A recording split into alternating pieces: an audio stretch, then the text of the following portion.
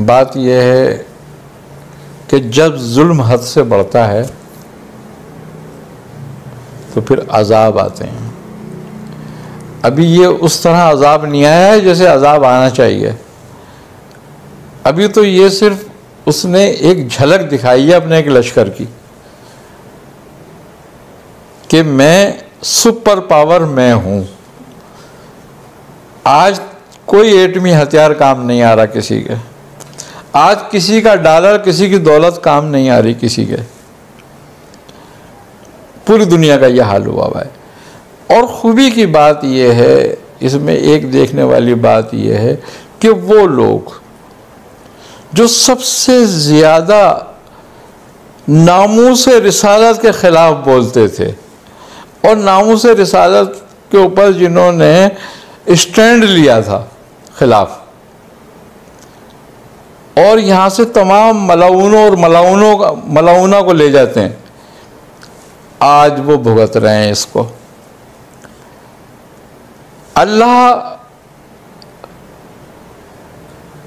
कभी भी अपने महबूब और अपने रसूल की तौहीन बर्दाश्त नहीं करता और उसके दुश्मनों को सबक ज़रूर देता है।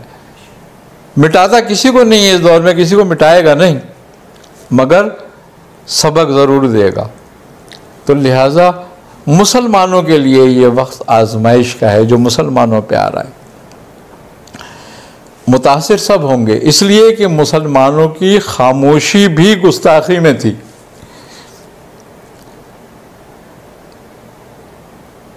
तो वो लोग भी इस लपेटे में आएंगे और जिन्होंने करी थी वो लोग भी इस लपेटे में आएंगे। तो अल्लाह ने ये दिखाया है कि सुपर ताकत मैं हूँ और दुनिया में कायनात में कोई सुपर ताकत नहीं है। मैं जिसको चाहूँ रोन दूँ, जिसको चाहूँ मिटा दूँ। वो हाथियों से अबाबीलों को लड़ाता है, वो नमरूद के लश्कर को मच्छरों से ख़त्म करा देता है। तो आज की जो सुपर ताकतें हैं जो कहती थी हम बहुत बड़ी पावर रखते हैं दुनिया में, हमसे आगे कोई नहीं है, हमारे आगे सब झुको, आज उनको घुटनों के बल बिठाल दिया है। एक इतने से वायरस ने जो नज़र भी नहीं आ रहा, चलो अबाबीलें तो नज़र आती थी, मच्छर तो नज़र आ रहे थे, वो इतना सा उसकी मखलूक, उसके लश्करों में से एक मखलूक है उसकी ये, और उसके लश्करों में से एक लश्कर है जो तुम्हें नज़र भी नहीं आ रहा और तुम उसके आगे बेबस हो गए हो। आज इटली का यह हाल है कि इटली के लोग ख़ुदकशियाँ कर रहे हैं इसके लिए, और आज उनका यह हाल है कि वो अपने घरों से डॉलर निकाल निकाल के फेंक रहे हैं, दौलत पैसे निकाल निकाल के फेंक रहे हैं कि हमें इसकी ज़रूरत नहीं है।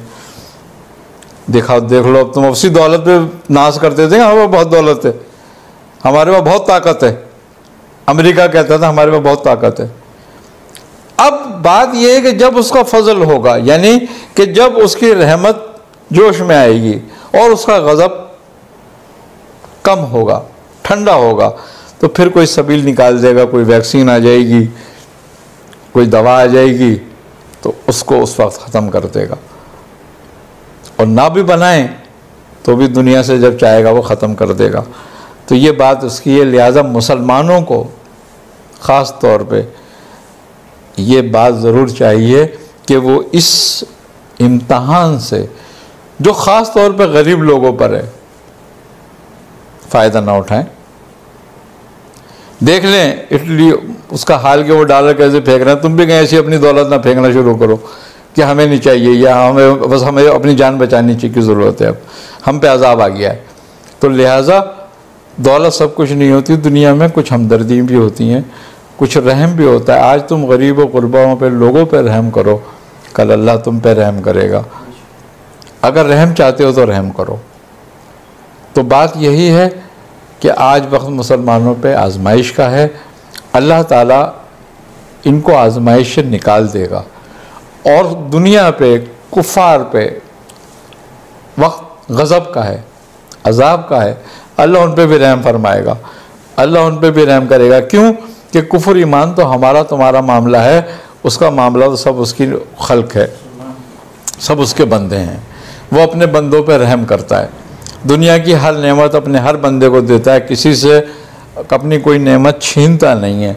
मगर जब हम नाफरमानी और जुल्म और बदकिरदारी की उस हद में आ जाते हैं कि जब दुनिया को गर्क करने का हो जाए तो वो फिर कुछ थोड़ा सा अजाब करके भेज के और उसको ख़त्म कर देता है, टाल देता है, उसका गज़ब ठंडा हो जाता है। तो अब हमें चाहिए मुसलमानों को कि हम तौबा करें, इस्तग़फ़ार करें, अपने घरों में ही रह के चाहे इबादत करें, जितनी चाहे इबादत करें, और ज़्यादा से ज़्यादा अपना वक्त हम फसक और फजूर फालतू चीज़ों में लगाने के बजाय अल्लाह की इबादत में लगाएं, उससे तौबा करें, उसके प्यारे बंदों का वसीला दें, अपने बूढ़ों का वसीला दें, अपने बच्चों का वसीला दें। अल्लाह मासूमों की वजह से रहम करता है। तो हमें चाहिए कि हम तमाम मुसलमानों के लिए और तमाम दुनिया के इंसानों के लिए दुआएं करें कि अल्लाह अगर उनको गज़ब में लिया है तो उन पर रहम फरमा, अल्लाह हमें आजमाइश में डाला है तो हम पे रहम फरमा। हमारे हुक्मरानों को चाहिए कि वो इज्तिमाई तौबा का ऐलान करें कि भाई लोग इज्तिमाई तौबा अपने घरों में बैठ के चाहे करें, मगर करें ज़रूर। तो बात यही है कि हमें इसकी ज़रूरत है। आज हमारी समझ नहीं आ रही, पूरी दुनिया की समझ नहीं आ रही कि इसका इलाज कैसे होगा, इसका इलाज क्या होगा। जब तक नहीं आएगी जब तक उसका आजमाइश रहेगी, जब वो रहम करेगा समझ में आ जाएगी फिर सबके। क्यों कि जब वो किसी पे परेशानी डालता है, किसी पे आजमाइश डालता है या किसी पे गज़ब करता है तो उनकी अक्लों को सल्ब कर देता है, और जब रहम करता है तो अक्लों के ज़रिए रास्ते खोल देता है, तो वसीला बन जाता है। तो कोई वैक्सीन वसीला बन जाए, कोई दवा वसीला बन जाए, लेकिन हमारे लिए बेहतरीन वसीला मुसलमान का ये ईमान होना चाहिए कि तौबा है और बारगाह रसूल है। तो हम अब वहाँ नहीं जा सकते तो दरूद के ज़रिए बारगाह रसूल में हाज़िरी दें और उनके आगे सिलेंडर हों कि हमने बहुत गुनाह कर दिए, बहुत नाफरमानी कर ली है, हम पे रहम फरमाएं। वहाँ से रहम हो जाएगा तो वहाँ भी रहम हो जाएगा। तो बात यह है कि मुसलमानों का ईमान ये होना चाहिए कि हम इस्तग़फ़ार करके अल्लाह को मनाएं और दरूद पाक पढ़ के रसूल खुदा सल्लल्लाहु अलैहि वसल्लम को मनाने की कोशिश करें और उनकी बारगाह में हाज़िर हो जाएं दरूद के ज़रिए। तो लिहाजा अल्लाह ताला हम पर रहम फरमाएगा फिर।